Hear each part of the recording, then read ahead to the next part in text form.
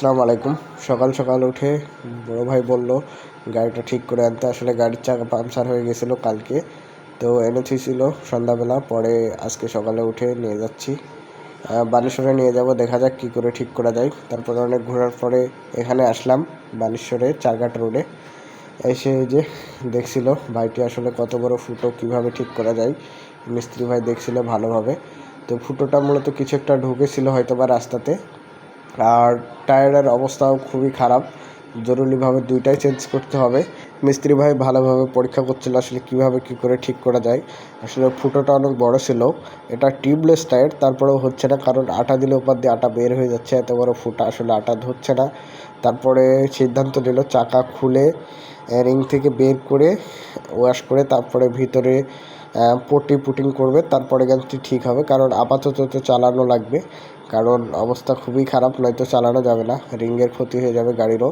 পরে খুললো এই যে গাড়িটি, পরে এই যে চাকা এখানে আনলো, এনে এখন চাকা সুন্দরভাবে খুলবে, তারপরে আটা মারবে।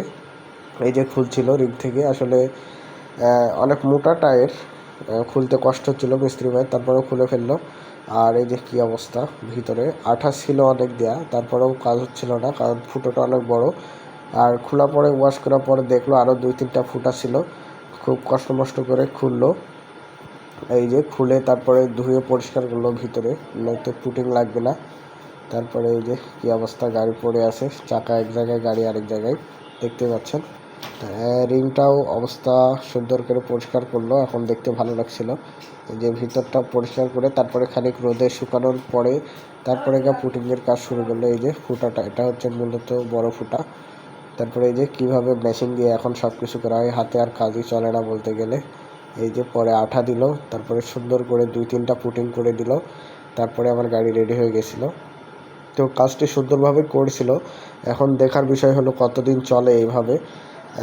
তারপরেও জরুরিভাবে টায়ারটা চেঞ্জ করতে হবে, পরে ভাইকে এসে বললাম। আর বানেশ্বরে আমি 2-3টা দোকান খুঁজে, আসলে এই কাজ সবাই করে না, শুধুমাত্র এই চাচাটাই করে, চাঁদ চাচা বলে নাম এই দোকানদারের।